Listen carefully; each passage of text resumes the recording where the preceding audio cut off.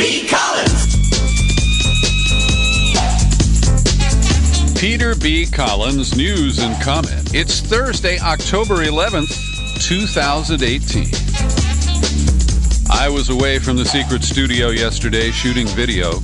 Met a lot of inspiring people, including a guy who's a paraplegic who is working on a master's degree at San Francisco State University.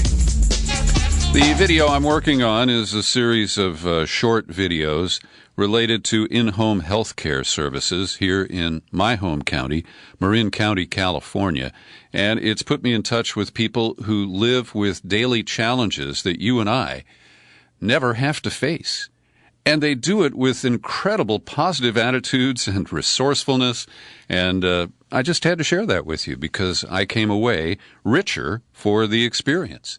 And I also want to tell you at the end of the podcast today, which is probably going to run longer than usual because I'm catching up on 2 days of news, I'm going to play for you the call that I returned after I got a really bad robocall on my cell phone announcing that the IRS is after me. And the guys that I caught in the boiler room are just cartoonish. You will find it amusing, I think. Nancy Pelosi is the leading Democrat in the House of Representatives. She will become Speaker again, she hopes, if Democrats retake the majority of the House in the midterm elections less than a month away. And as you may know, I know Nancy Pelosi. We have been in contact for years. She hired me as a consultant on her re-election campaign way back there 22 years ago in 1996. And on a personal basis, I love and admire Nancy Pelosi. And I appreciate the work she has done to break the glass ceiling and become a true leader. But I challenge her judgment on key issues these days. So, she told the San Francisco Chronicle editorial board yesterday that if Democrats take control, you can expect them to immediately try to force Trump to release his tax returns. Pelosi told the Chronicle, demanding the president's tax returns is one of the first things we do. That's the easiest thing in the world. That's nothing. Now, she wouldn't necessarily be able to release them to the public, but congressional committees have legal leverage to try to get the IRS to cough up Trump's tax returns. Now, to people who don't think that Trump should be impeached, who think that exposing his tax returns is sufficient, maybe this has some political weight to it. But it is such a tiny step. And last week, the New York Times, in a blockbuster, lengthy report, exposed all of the tax fraud of Trump, father and son, going back over 25 years to show how Fred Trump showered his kids with cash, including, a couple of $100,000 for the toddler Donald. He was a millionaire by the age of 8, and Daddy gave little Don $400 million over the years. And Trump lies and says, it was only $1 million and I paid it back with interest. So Pelosi seems to believe that her Democratic followers and people the Democrats are wooing to support candidates for the House in next month's election will be satisfied with the idea that the Democrats are really determined to get Trump's tax returns. This is so fricking pathetic. And to top it off, when asked about whether Democrats should pursue impeachment of the recently installed Supreme Court Justice Brett Kavanaugh, Nancy Pelosi said no. No, I don't, she responded when asked if she thought impeaching Kavanaugh would be productive. It's not about impeaching him. Now, I do understand the impediments to impeachment. We discussed them with John Bonifaz in our in-depth interview that I released earlier this week. And I am under no illusions that impeachment of Kavanaugh or Trump is easy or that it happens overnight. But somebody's got to start it. Somebody has to stand up and say, this is not acceptable. Whether it is Trump on the emoluments, on so many other issues where he has overreached or committed crimes. And then Kavanaugh, we've got the clear evidence of his perjury before the Senate Judiciary Committee. But Nancy Pelosi says impeachment is once again off the table. And the Chronicle reports that no Democrat in Congress so far has stepped up to call for impeaching Kavanaugh.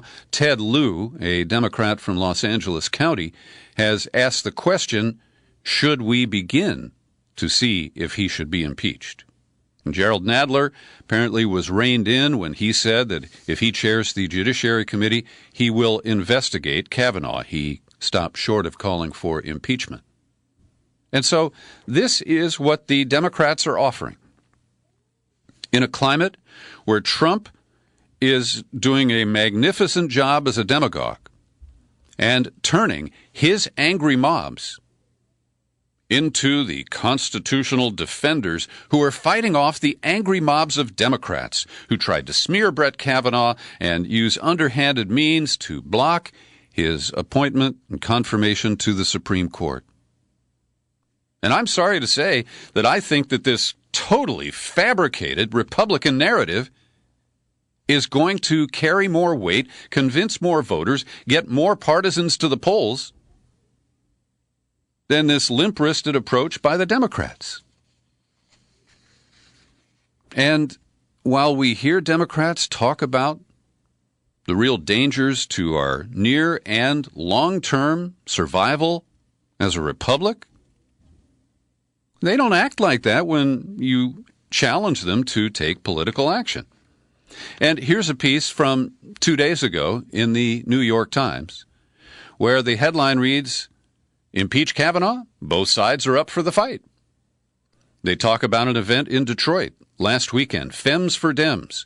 They were expecting 50 people to show up, but 250 people plus a 50-person waiting list responded to the invitation. And this is seen as the base being energized and really wanted to do something. But our political leaders say, sit down, shut up, we know what's better for you because we have big cash contributed by corporate interests, and it pays for polling that tells us how to calibrate our message and avoid being seen as too extreme, while Trump champions extremism. And it works for them. Now, I don't believe that everything is mirrored and that the Democrats can just use the same underhanded tactics of the Republicans and prevail. No, you have to confront them. You have to fight. And Chris Coons, the Delaware senator who trusted Senator Flake, thought that that pause for the FBI extended investigation was going to do something.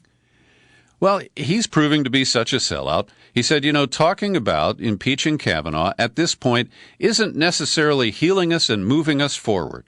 Well, we're not going to heal. We're not going to move forward, Coons. Are you crazy? Don't you see what Trump does every time he stages one of these mob rallies? And then the omniscient voice of the New York Times, the Gray Lady, speaks. Now, this is not in quotes. This is not attributed to any individual person. It just reads, even if Democrats proceed, it is unlikely they would be able to remove Justice Kavanaugh from the court. Well, that seals it. If the Times has decreed this, then no one should try. No leadership is required. There was a campaign for years to impeach Supreme Court Chief Justice Earl Warren, but it never happened. And only Justice Samuel Chase was actually impeached, but then not removed during an action back in the 1800s. And so if you haven't yet, I encourage you to listen to my conversation with John Bonifaz about impeaching Kavanaugh. Again, it's not something that happens quickly, but it is feasible. And I recognize that even if the Democrats regain the House and they don't regain the Senate, it's an uphill struggle there. We've got to stand for something. We've got to say, this is not acceptable. But we don't. In an op-ed over at BuzzFeed today, a guy named Sean McElwee, co-founder of Data for Progress, he makes the case that if we can't impeach Kavanaugh, we should impede the conservatives on the U.S. Supreme Court. And he lays out a litany of ideas here.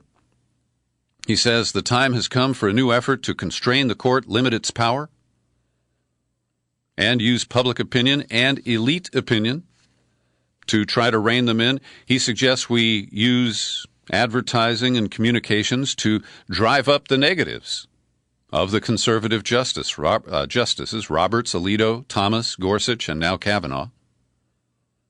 He says getting cameras into the courtroom would demystify the proceedings. The progressives should design laws to be more difficult for the court to strike down. And the Democrats should consider adding 2 or more new justices. Now, that requires a Democrat in the White House and Democrat majorities in both houses. These strike me as interesting ideas, but not really actionable in the immediate future. And one more about Brett Kavanaugh. I dare you to pull out your phone or your computer and go to BrettKavanaugh.com. Hopefully you'll spell it with 2 T's and all those A's in Kavanaugh. And what you'll find is a portal for sexual assault victims. The URL was picked up by a group called Fix the Court. There's a link to their site at the BrettKavanaugh.com site, and they want to reform the Supreme Court with term limits and some limits on their outside income and things like that. But the website headlines, "We Believe Survivors," and reads, "The start of Kavanaugh's tenure on the court may look like a victory for one interest group or another, but more importantly, it is putting a national focus on the issue of sexual assault." Take a look. Now, yesterday, our junior senator from California, Kamala Harris, had a few minutes to grill Christopher Wray, the latest FBI chief. And she asked him about that renewed background investigation that Jeff Flake prompted after he voted for confirming him, but said, let's wait a week. And Chris Wray, carefully choosing his words, said that, yes, it was limited in scope. He wouldn't say who at the White House defined the scope. When asked if it was Don McGahn, the White House counsel, he did not answer. And when pointedly asked if the FBI had investigated whether Kavanaugh committed perjury, misleading Congress in his public testimony, Wray had this odd answer. He said, that's not something I could discuss here. The hell does that mean? I can't explain it. I think a simple answer was indicated. Yes, we investigated perjury, or no, that was not in the instruction brief from the White House. And I'm not sure why Harris allowed him to be coy about that. So one of the comments that he made at the hearing, Chris Wray, FBI director, right now as I sit here, we're currently investigating about 5,000 terrorism cases across America and around the world. About 1,000 of those cases are homegrown violent extremists, and they're in all 50 states. In the last year or so, we've made hundreds of arrests of terrorism subjects. And this segues, I think, beautifully into information that I want to thank listener Linda Lewis for tipping me off about. Because, as you know, I'm selective about what I cover in the podcast. I'm not talking about Hurricane Michael. I can't handle natural disasters and big events like that. The corporate media, they'll go wall to wall and give you what you want there. But I cover the issues that I'm passionate about. And as you know, I am deeply upset at the way the FBI used the Patriot Act and the events of 9/11 to create a new police state entity in this country that routinely frames so-called domestic terrorism suspects.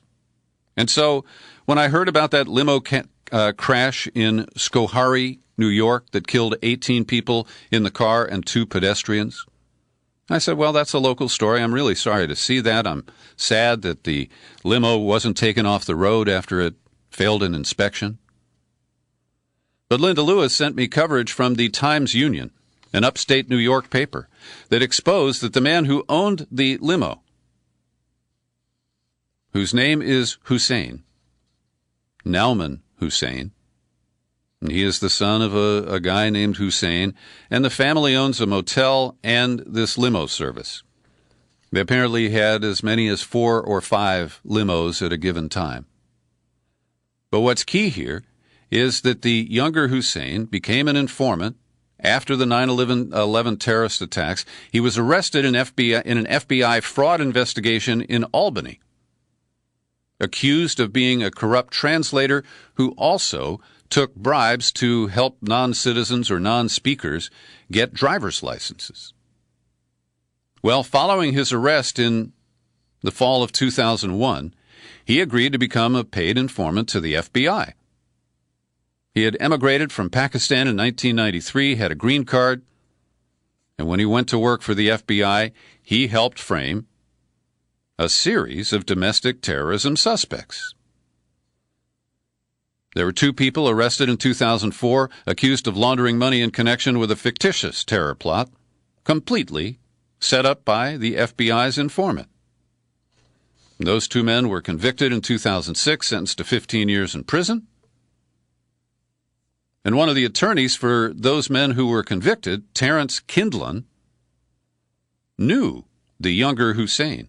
In fact, one of his kids apparently was a driver for the limo service for a while. And he had harsh words for the man. He said that, he gave translations to the FBI that were not reliable. He referred to Hussein as a confidence man who could not be trusted. Then in 2009, Hussein the informant resurfaced in the Newberg case. And you may have known about that when it was turned into a documentary feature that some people saw. Then in 2012, Shahed Hussein again took part in an undercover FBI sting, this time targeting a 34-year-old man who lived near Pittsburgh. It'll be interesting to see what the FBI does with its former paid informant in the liability for this extremely deadly limo incident. Every day I pause for a moment to thank the people who support my work here at the Peter B. Collins Podcast with your subscriptions. Great people like Dick Atlee in Maine, Billy Cook in Eureka, California, Jeff Stewart, Terry Paris in the People's Republic of Berkeley. I really am grateful to you for your support. And it's my soft pitch way of asking others to join in. So let me be a little more direct. You with the earbuds on, you listen every day. You get something out of this podcast. Can you chip in $5 a month? I saw you nod your head.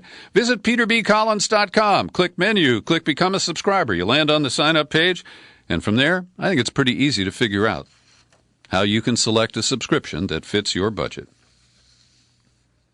Have you heard the case of Laura Al-Qasem, perhaps? She is the daughter of Palestinians. She is a U.S. citizen. She went to the University of Florida, and she became president of their chapter of Students for Justice in Palestine, a group that supports BDS aimed at Israel, boycott, divestment, and sanctions. Well, Laura has spent the last week in custody at Ben Gurion Airport in Israel. She arrived with a valid student visa, but Israeli intelligence had the book on her. They knew about her background, and they have detained her now for over a week as she appeals a deportation order. Now, I don't want to offer any judgment here, but this young woman, apparently, feeling the pressure, has told the Israelis she never actively participated in boycott campaigns, and she promised that she wouldn't do them in the future. And maybe it's because she has been, she's planning to study in Israel, and she has a visa to do that. And so she's decided to tell them what they want. But what is most surprising to me is an op-ed that appeared in the New York Times yesterday. And I've been wary of these 2 people since they were added to the columnist lineup at the Times, Bret Stephens and Barry Weiss. And for example, I learned from the fine print of this op-ed that Bret Stephens used to be the editor-in-chief of the Jerusalem Post. Somehow I missed that when he was added to the opinion page at the Times. And Barry Weiss, who is too frequent a guest on Bill Maher's show, and he never defines her politics or her extreme support of Israel. She is a staff editor, and she writes for the opinion section. So the two of them opened this piece about the young American woman who's trapped at Ben Gurion Airport by quoting a slam against them by Andrew Sullivan. You may know him. He's an outspoken writer in his own right. Because Sullivan had described Stevens and Weiss as a Zionist fanatic of near unhinged proportions. And they said, look, just remove the word near. We are happy to plead guilty as charged to being Zionist fanatics of unhinged proportions. Now, I'm glad that they have outed themselves appropriately. They go on to say, and I agree with this, that even unhinged Zionists can level criticism at Israeli policies, and the story of Lara Al-Qasem is a case in point. So they recite the details that I just told you. They add that Catherine Frank, Columbia professor, was interrogated, deported from Israel earlier this year. In August, Simone Zimmerman, an American Jewish activist who lives in Israel, founder of If Not Now, was held for more than 3 hours and quizzed on her political views at an Israeli border. And Peter Beinart, a well-known writer and a left-wing Zionist, was detained at Ben Gurion Airport on his way to his niece's bat mitzvah. And even a pro-Israel leader, Meir Koplow, the chairman of Brandeis University's board, a pro-Israel philanthropist, was aggressively interrogated at Ben Gurion Airport because he had some sort of a brochure in his luggage that appeared to be pro-Palestinian. So, here's the argument from Weiss and Stevens. I don't agree with this, but I'll quote it.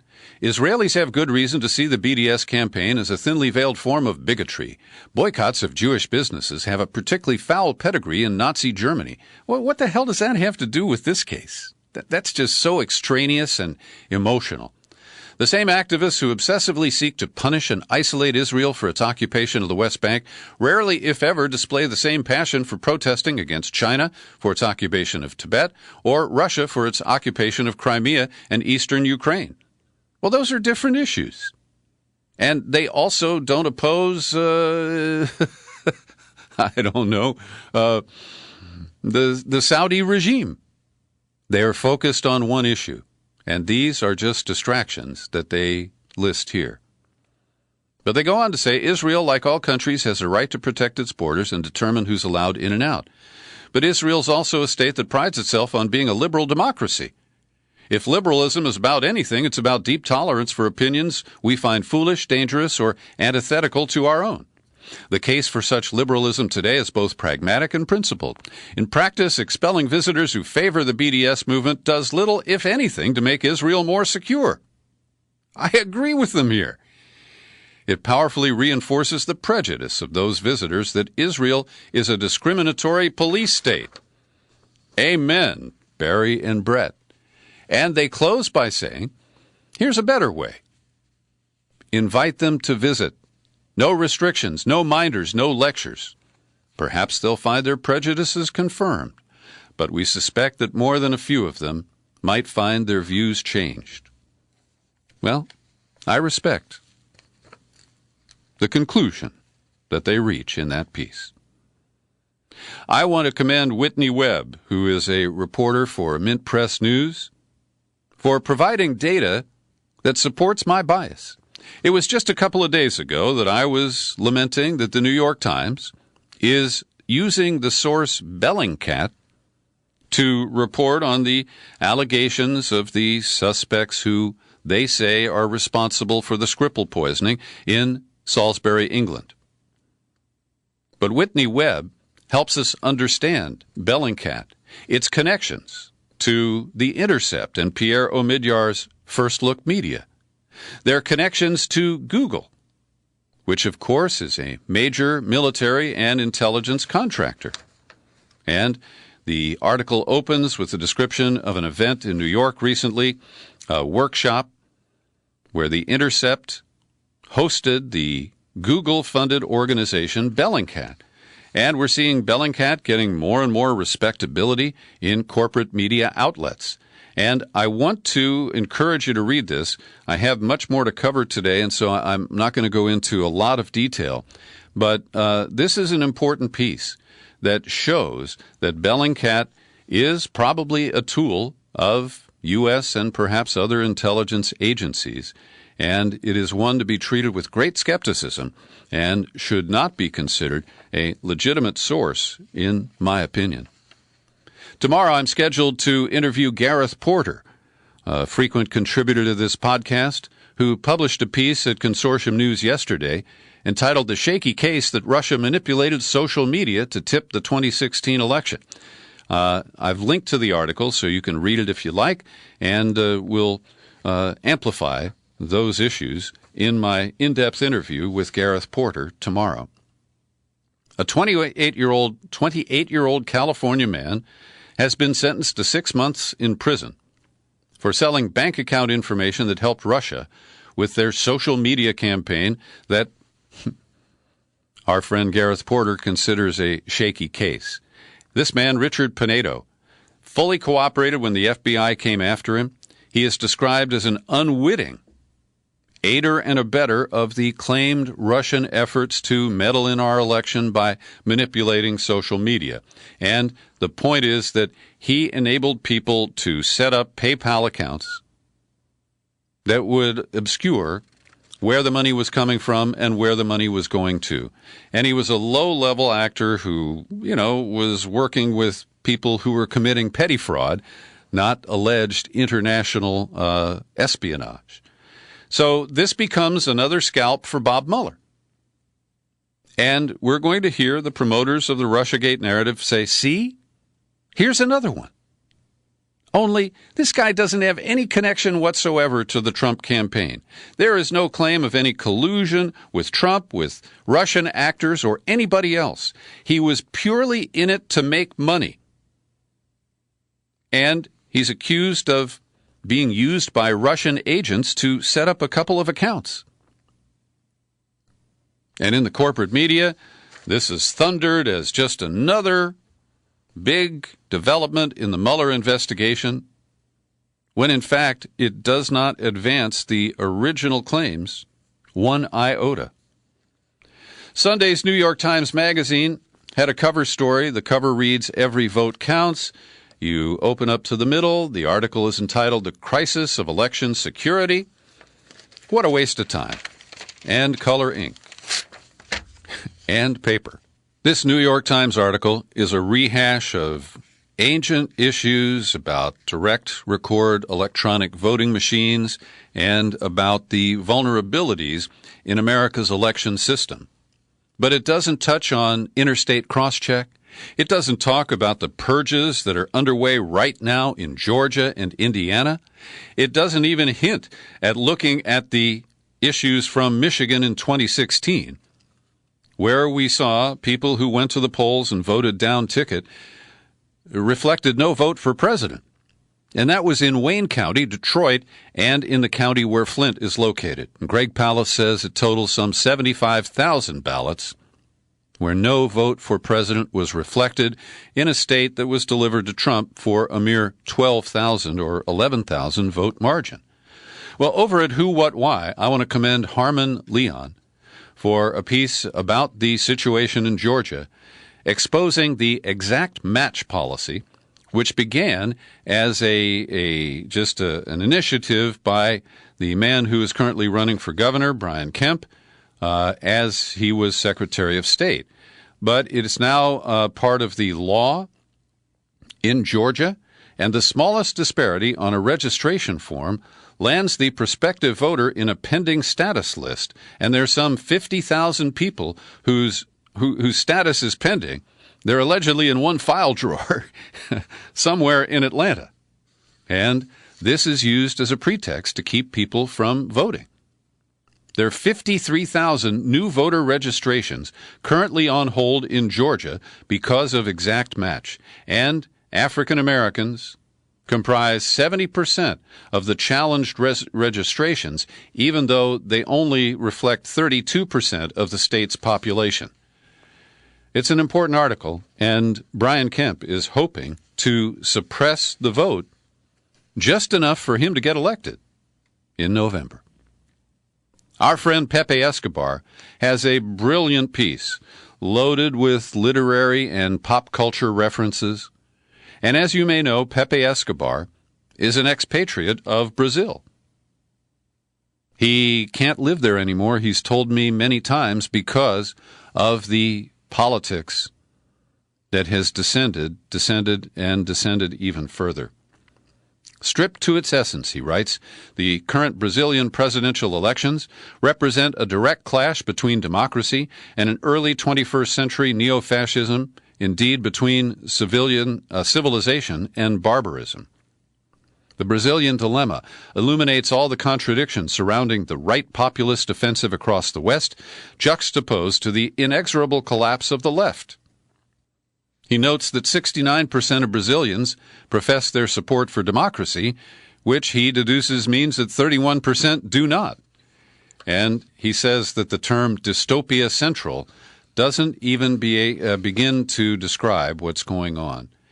It is a brilliant analysis of what is going on, and you can tell how much Pepe Escobar loves his country and feels so much at odds in his self-imposed exile. It's a great read. Please do check it out.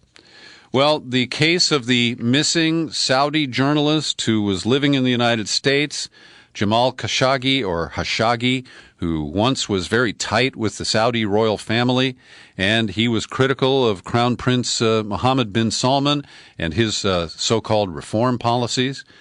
Turkey remains adamant that Khashoggi was killed at the consulate of Saudi Arabia located in Istanbul.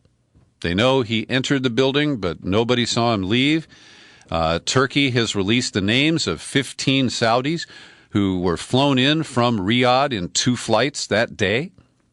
Turkish officials have told the Middle East Eye that Khashoggi was ushered to the consul general's office when he entered the building, then quickly seized by 2 men. We know when Jamal was killed, in which room he was killed, and where the body was taken to be dismembered. But the Saudis, after pledging cooperation, are not permitting Turkish investigators into their consulate. And over here in the U.S. of A., Bob Corker, the lame duck senator from Tennessee, and 21 others sent a formal letter to the president triggering a mandatory U.S. investigation into Khashoggi's fate. Under the Global Magnitsky Human Rights Accountability Act, the administration would have to report on the conclusions of that investigation and a decision on any sanctions against the perpetrators. And let me pause for a minute to say I got a nice email from Brian Carey, who found the link and watched the documentary about Bill Browder that I talked about just a couple of weeks ago here.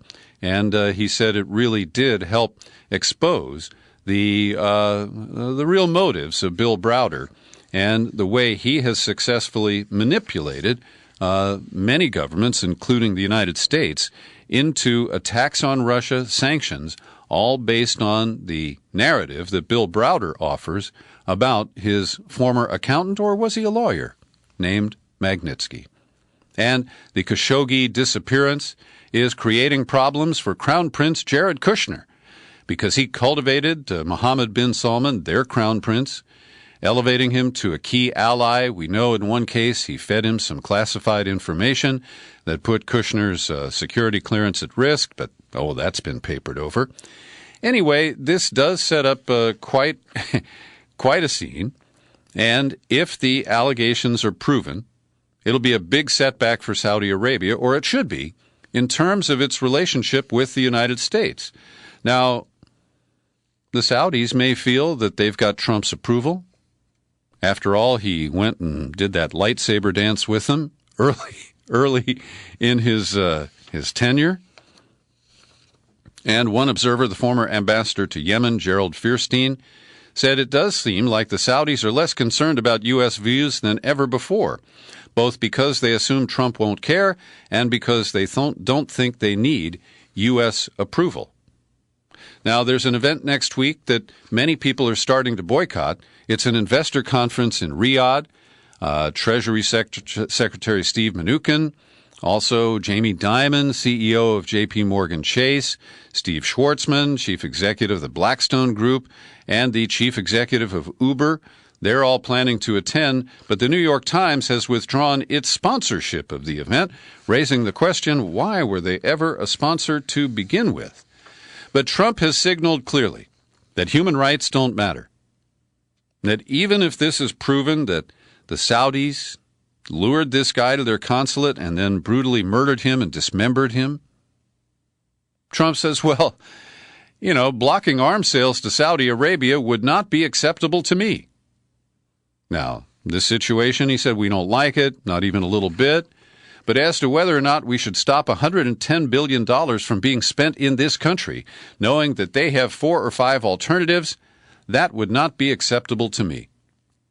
So keeping the U.S. number one as the world's arms merchant, and selling advanced fighter jets and warfare tools to a country that abuses, just in Yemen, we know what they've been doing. Trump signals that he supports greed over human rights. Earlier this week, Trump put his name on an op-ed that was published in USA Today attacking the concept of Medicare for all. And the fact-checkers at the Washington Post say, in which almost every sentence contained a misleading statement or falsehood. He falsely claims that expanding Medicare to more people would end Medicare as we know it and take away benefits that seniors have paid for their entire lives. That's not the proposal at all. And he knows it. Here's just one more. He wrote, as a candidate, I promised we would protect coverage for patients with pre-existing conditions and create new health care insurance options that would lower premiums. I have kept that promise. We're now seeing health insurance premiums coming down. Well, only for bogus coverage. You can buy a shitty policy for a really low price, but... oh, yeah. And Trump is also bullying the Federal Reserve for their recent increases in interest rates. Jerome Powell, who was selected by Trump to be his chair of the Fed, is the subject of attacks. Trump told reporters before his rally in front of a mob in Pennsylvania last night, I think the Fed has gone crazy. And in bullying the Federal Reserve, Trump is breaking ranks with traditional policy of allowing them to operate independently, and he can't help it. You just know that. And my last story today is about the third Mrs. Trump, First Lady Melania, who gave an interview to ABC that airs Friday night in which she said that she could be the most bullied person in the world. And that's why she is running her initiative to end online bullying. Of course, she ignores that her husband is the biggest online bully in the country. And this claim shows that she shares with her hubby paranoia and victimization. So as I mentioned at the top of the podcast, yes, this is a long one. I'm catching up on 2 days of coverage, but I promised to share with you the 2 phone calls that I made, responding to robocalls to my cell phone, which are the most annoying calls you can get, threatening me that the IRS is investigating me and I needed to call them back right away. So I got on the phone and made the call twice. Thank you for calling Internal Revenue Service. How can I help you? Good afternoon. Hi, I got a phone call about a lawsuit from the IRS. Can you explain that? Yes. In order to me to pull out your information, can I have your first name, your last name, and your zip code? Absolutely not. Who are you? Then you can simply hang up the line. Well, you're a fraud. That sounds like all the IRS agents that I've talked to over the years. How about you? I called back on a different line. Thank you for calling Internal Revenue Service. This is Officer Mark Kevin. How can I help you? Yes, Officer Mark. How are you today? I'm fine. Hi, great. I'm really upset. I got one of these really bad robocalls from you guys. And it says that the IRS is filing a lawsuit against me? Can you please verify me your first name, last name, and your zip code so I can pull out your information and see what is this all about and what's going on? Well, Officer Mark, you don't sound like you're an American. You don't sound like you work for the IRS. Why should I trust you? Hello, Mark? I give you my badge ID number. Yeah, but this is Mark. This is bullshit. You're a fraud. You're running a fraudulent operation. We know that. How many people fall for this on a daily basis, Mark? I mean, do people actually give you their name and their information? Thanks for listening to my daily news and comment podcast. You'll find it on YouTube. And I remain Peter B. Collins. Happy trails to you until we meet again. Happy trails to you. Keep smiling.